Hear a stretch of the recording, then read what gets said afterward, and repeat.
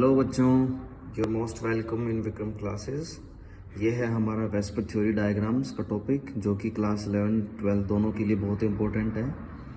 इसमें हम अपना एक सेंट्रल एटम रखते हैं और उस सेंट्रल एटम को सराउंड करते हैं विद फ्यू एटम्स। अगर हम 2 एटम से सराउंड करते हैं तो शेप अलग होगी हमारी मॉलिक्यूल की, 3 एटम से करेंगे तो अलग होगी।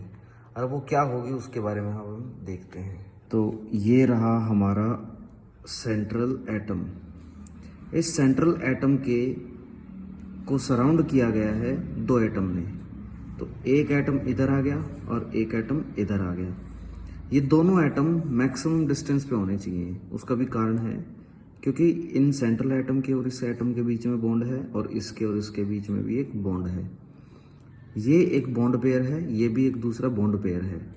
एक बॉन्ड पेयर दूसरे बॉन्ड पेयर को रिपेल करेगा अगर हम उनको पास में रखते हैं। जब हम उनको एक दूसरे के पास रखेंगे तो एक दूसरे को रिपेल करेंगे और रिपेल करके वो एक ऐसी स्टेट में पहुंच जाएंगे जो सबसे ज़्यादा स्टेबल हो, यानी कि सबसे कम रिपल्शन हो। तो ये एक 180 डिग्री का जो शेप बना है, इसमें सबसे कम रिपल्शन है और ये सबसे ज़्यादा स्टेबल है। तो इस तरह की शेप को कहते हैं लीनियर। एंड इसके अंदर एंगल कितना होता है, that is 180 degree. Second shape है कि अब की बार हमारा central atom is surrounded by 3 atoms. तो ये था हमारा सेंट्रल एटम। सेंट्रल एटम को सराउंड कर लिया 3 एटम्स ने। तो शेप किस तरह की बनेगी, शेप कुछ इस तरह की बनेगी। और ये एक दूसरे को मैक्सिमम रिपेल करेंगे और मैक्सिमम रिपेल करके इनके बीच का जो एंगल होगा दैट विल बी 120। अगर आप इसको ध्यान से देखो तो ये एक पंखे जैसी शेप है। ये विंग्स हैं पंखे की, एक फैन की जो विंग्स होती हैं उनके अंदर उनके बीच में एंगल होता है 120। अगर ये 120 से थोड़ा कम हो जाए तो ये वाला एंगल बढ़ जाएगा, जो कि गलत है। अगर ये दोनों पास आ गए तो ये एक दूसरे को रिपेल करेंगे। अब ये 120 से ज़्यादा रिपेल नहीं कर सकता, क्योंकि अगर रिपेल करेगा तो ये वाला विंग इधर आ जाएगा, इधर का एंगल कम हो जाएगा, तो फिर ये दोनों रिपेल करेंगे एक दूसरे को। तो इसलिए सबसे मोस्ट स्टेबल जो स्टेट है वो यही है और इस स्टेट का नाम होता है trigonal planar. Trigonal planar. Planar क्यों कहा, क्योंकि ये एक ही प्लेन में है। अगर आप विंग्स को देखोगे तो विंग्स एक ही प्लेन में होती हैं। जैसे कागज है, ये कागज है, ये एक ही प्लेन में है, सो सिंगल प्लेन। ये हो गया। अब की बार अगर हम इस तीर में से एक बॉन्ड हटा दें, यानी कि एक बॉन्ड पेयर की जगह हम एक लोन पेयर रख दें, तो क्या बचेगा उसको देखते हैं। ये सराउंडिंग एटम, ये सेंट्रल एटम और ये फिर सराउंडिंग एटम। इस वाले बॉन्ड पेयर को हमने हटा दिया और इसकी जगह हमने एक लोन पेयर रख दिया। तो इसमें सराउंडिंग एटम्स 2 हुए, लेकिन ये शेप है 3 एटम्स की, क्योंकि ये बना था 3 एटम से। तो 3 में से 1 हट गया और 2 बच गए। जो तीसरा है वो अब एक लोन पेयर प्रेजेंट है। अगर इस तरह की शेप होगी तो उसका जो डायग्राम होगा, उसका जो नाम होगा वो क्या होगा, इट्स वी शेप। और इसको दूसरा नाम कहते हैं, it is bent shape. So this angle will again 120 degree. So these are the 2 diagrams when a central atom is surrounded by 3 atoms. Now we consider if our central atom, this central atom is now surrounded by 4 atoms. 1 2 3। Dotted line का मतलब है ये पीछे की तरफ है, यानी कि इस तरह का एक पिरामिड की शेप है, इस तरीके की पिरामिड की शेप है ये। और एक इसके ऊपर हो जाएगा हमारा सराउंडेड एटम। तो इस शेप में एंगल जो होता है that is 109.5 degree and this shape is known as tetrahedral shape. अब की बार इसमें से एक बॉन्ड पेयर हटा दें और उसकी जगह एक लोन पेयर लगा दें तो हमारी अगली शेप बन जाएगी। तो ये ध्यान से देखिए, ये पीछे की साइड है, ये दोनों हमारे इस प्लेन में है और ऊपर हमारे पास पहले एक बॉन्ड पेयर हुआ करता था, अब हमारे पास एक लोन पेयर है। इस तरह की शेप को कहते हैं पिरामिडल। ट्राइगोनल, पिरामिडल, ये सिंपली पिरामिडल नाम से भी इसको हम जानते हैं। तीसरा टाइप बनेगा, अब की बार एक बॉन्ड पेयर और हटा दो। फॉर एग्जांपल हमने ये पीछे वाला बॉन्ड पेयर हटा दिया, तो this is central atom, these are the two neighbours. एक लोन पेयर इधर बचा और एक लोन पेयर इधर बचा। ठीक है, इसका 3D डायग्राम मैं आपको दिखा दूंगा, तब ये कंफ्यूजन क्लियर हो जाएगी कि ये तो पीछे की तरफ था, तो ये जो लोन पेयर जो है साइड में कैसे आ गया। तो उसका भी कारण है कि मैंने इसको थोड़ा सा घुमा रखा है, जो कि अभी मैं आपको एनिमेशंस के थ्रू क्लियर कर रहा हूँ। Okay, this is also known as V shape and it is also known as band shape. Next is when our surrounding atom is surrounded by 5 atoms. तो 5 में से 3 तो होंगे एक ही प्लेन के, जैसे कि पंखे की शेप का था, विंग्स की शेप है ये, और एक होगा इसके नीचे। फैन के अंदर देखते हैं, फैन के अंदर ये 3 विंग्स होती हैं और उन फैन के ऊपर एक पाइप होती है जिससे फैन लटका हुआ होता है।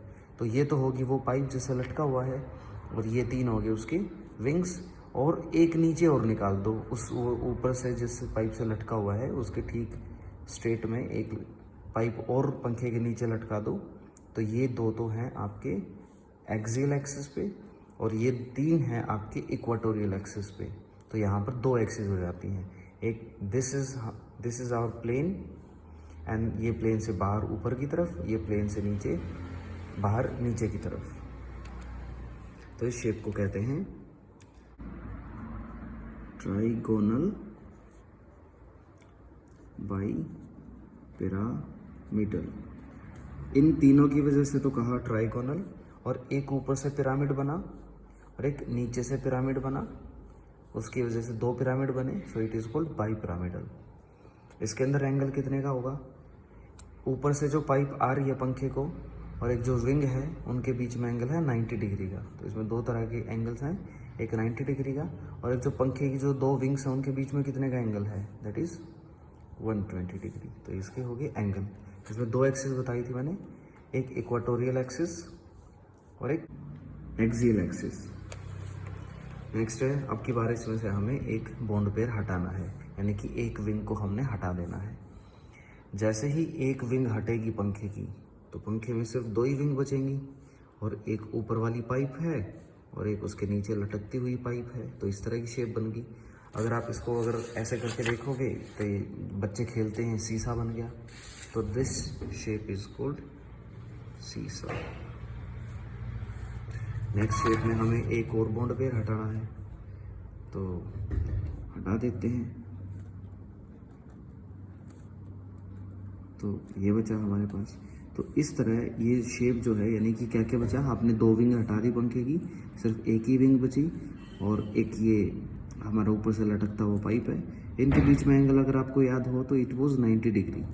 तो इसको और अच्छे से बनाने के लिए हम ऐसे भी बना सकते हैं। तो this is A T shape,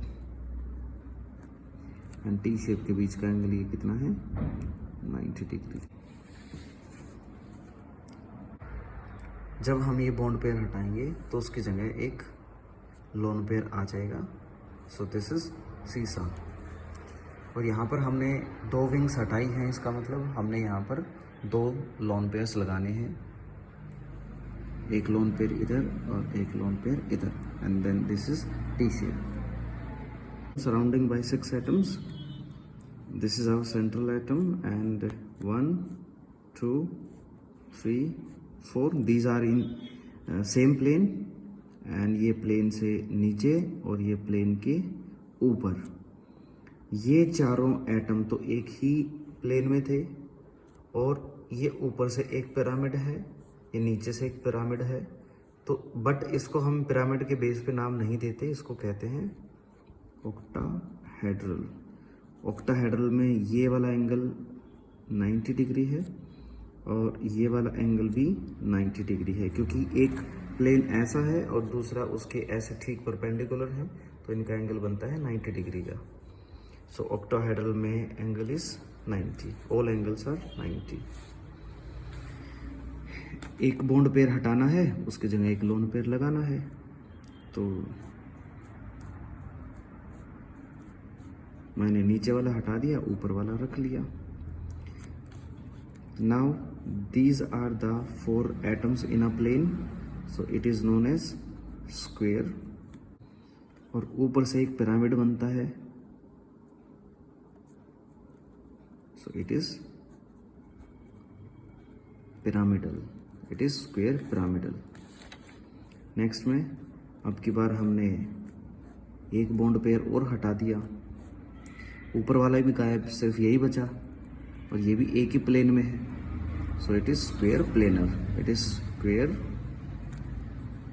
planar. Okay, एक बात और ध्यान रखनी थी, जब हमने ये नीचे से एक हटाया बॉन्ड पेयर, तो उसकी जगह क्या आएगा, एक लोन पेयर आएगा. This is lone pair.